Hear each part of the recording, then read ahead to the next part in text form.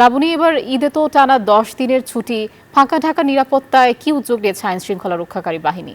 আশা ফাঁকা ফাঁকা নিরাপত্তা অর্থাৎ সারা দেশের নিরাপত্তায় 3 স্তরের নিরাপত্তা ব্যবস্থা নেওয়া হয়েছে এবং মানুষ যেন নির্বিঘ্নে ঈদ পালন করতে পারে এই জন্য কিন্তু পুলিশ সদস্যদের ছুটিও বাতিল করা হয়েছে। শুধু পুলিশ নয়, পুলিশের পাশাপাশি র্যাব, আনসার সহ অন্যান্য আইন শৃঙ্খলা বাহিনীর সমন্বয়ে নিরাপত্তা যে ব্যবস্থা সেটি সাজানো হয়েছে। এছাড়াও কিন্তু সেনাবাহিনী মাঠে রয়েছে, সশস্ত্র বাহিনী মাঠে রয়েছে এবং বিভিন্ন জায়গায় আমি দেখেছি যে তাদের যে টহল টিম, সেই টহল টিমের গাড়িগুলো রয়েছে।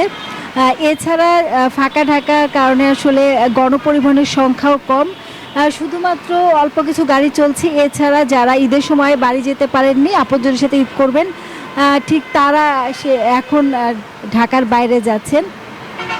এছাড়া বিভিন্ন পাড়া মহল্লায় আমি গিয়েছিলাম, তারা যে কথা বলছেন যে এবার কিন্তু বড় ধরনের আইন শৃঙ্খলা পরিস্থিতি খুব একটা অবনতির খবরের কথা তারা বলছেন না। পাশাপাশি আমরা গণমাধ্যম কর্মীরাও কিন্তু সেরকম বড় ধরনের কোনো আইন শৃঙ্খলা অবনতির খবর পাইনি। এছাড়া যারা ঢাকার বাইরে যাচ্ছেন এখনও তারা বলছেন যে যেহেতু ঘরে বা বাড়িতে তালা দিয়ে যেতে হবে, তারা তালা দিয়ে যাচ্ছেন এবং কিছুটা শঙ্কা তাদের কাজ করছে। তারপরও আইন শৃঙ্খলা পরিস্থিতি নিয়ে নগরবাসীর কিন্তু অনেক বেশি অসন্তুষ্টি নেই, অনেকটাই সন্তুষ্ট তারা। এবং আইন শৃঙ্খলা বাহিনীর সদস্য যারা, তারাও যেটি জানিয়েছেন যে তারা এই 10 দিন যেহেতু ঢাকা ফাঁকা থাকবে, সেক্ষেত্রে সাদা পোশাকেও তাদের অতিরিক্ত সদস্য রয়েছে। তো আয়েশা, এই ছিল আমার কাছে সবশেষ তথ্য।